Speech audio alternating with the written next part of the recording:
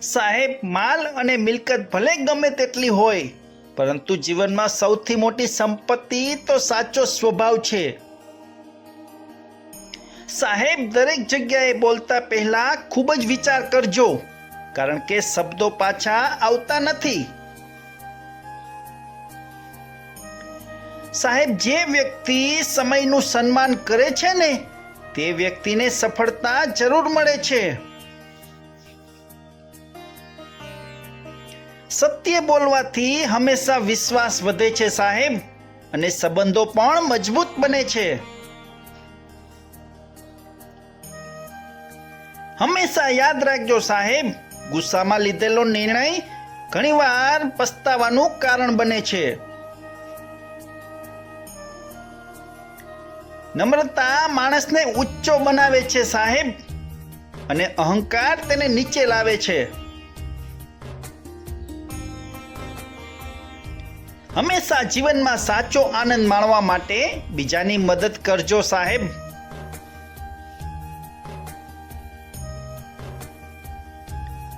સાહેબ, જીવનમાં ભૂલ સ્વીકારવી એ કમજોરી નથી, પરંતુ સાચો અને સમજદાર વ્યક્તિની નિશાની છે. જે વ્યક્તિ ધીરજ રાખે છે તે હંમેશા ગમે તેવી મુશ્કેલીના સમયને પણ સરળતાથી પસાર કરી શકે છે.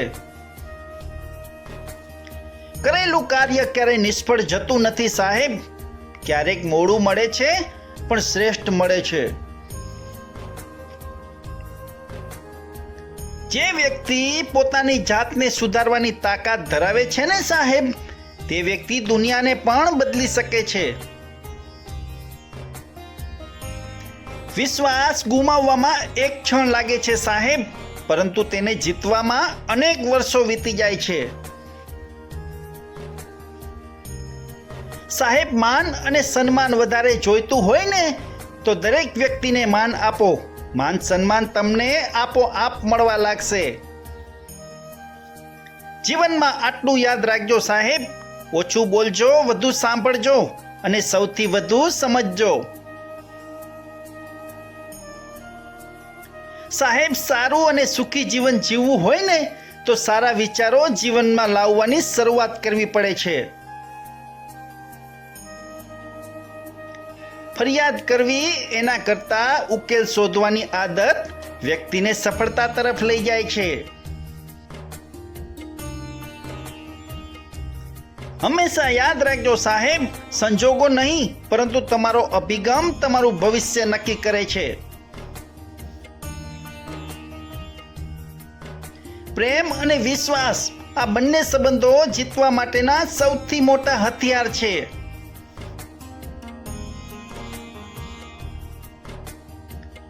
જીવનમાં સૌથી સુખી માણસ તો એ છે જે બીજાની ખુશીમાં ખુશ થતો હોય છે. સાહેબ, જીવનમાં સફળતા મેળવવા માટે પહેલા સંઘર્ષ અને ધીરજ આ બંને ખૂબ જરૂરી છે. જીવનમાં ક્યારેય નવું શીખવાનું બંધ ન કરતા સાહેબ, કારણ કે અનુભવ સૌથી મોટો ગુરુ છે. જિંદગીમાં એક વાત યાદ રાખજો, દોસ્ત હોય કે પ્રેમ, ઉમ્મીદ ના રાખશો.